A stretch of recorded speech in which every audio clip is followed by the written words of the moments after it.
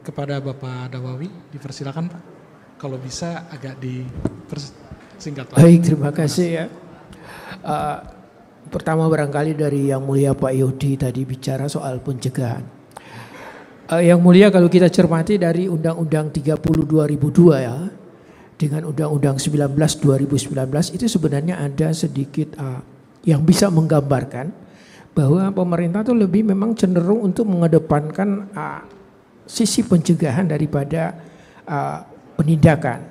Kalau di dalam Undang-Undang 30 2002 itu tugas pencegahan itu ditaruh di urutan kelima.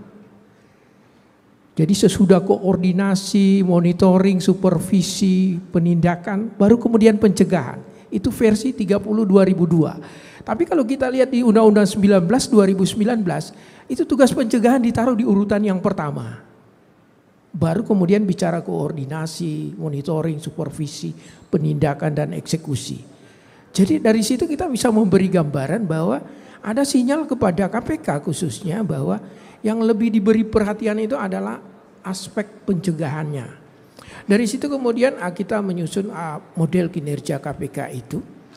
Ada instrumen-instrumen pencegahan yang memang sudah dilekatkan di dalam Undang-Undang KPK itu sendiri. Tadi sudah disebutkan oleh Pak Yodi gitu, LHKPN, gratifikasi itu instrumen-instrumen yang memang diproduk sebagai instrumen pencegahan gitu.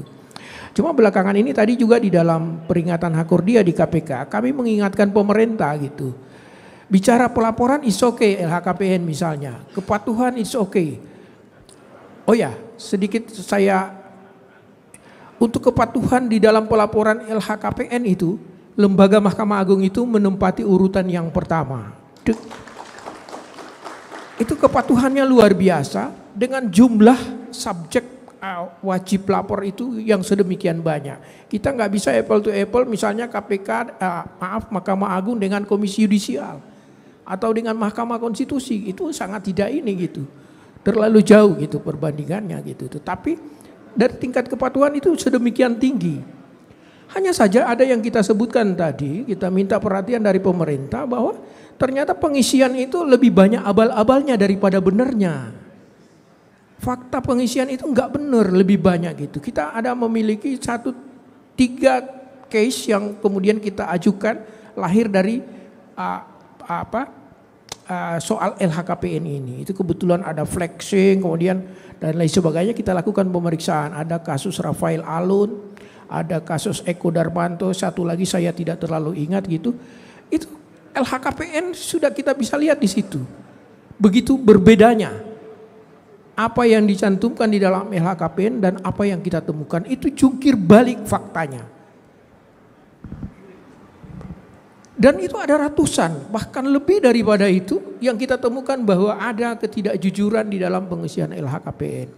Untuk Lembaga Mahkamah Agung kalau pengen mau ngisi yang benar atau apa, KPK menyiapkan ruang khusus gitu. Atau bisa dihubungi sewaktu-waktu panduan dalam kaitannya dengan pengisian LHKPN gitu. Pengisian LHKPN karena lebih banyak amburadulnya gitu Pak. Ada Fortuner diisi harganya 6 juta. Kita nanya ke dia gitu kan. Di mana dapat Fortuner 6 juta, kita pengen beli juga gitu 10 gitu kan. Nah, seperti itu. Itu kondisi yang ada itu. Jadi kepatuhan is oke, wajib lapor oke.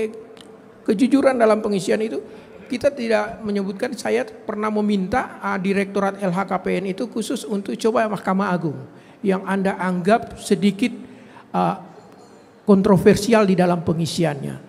Itu lebih dari 1/2 pimpinan Mahkamah Agung yang disinyalir memang pengisiannya itu tidak didasarkan pada fakta yang sebenarnya.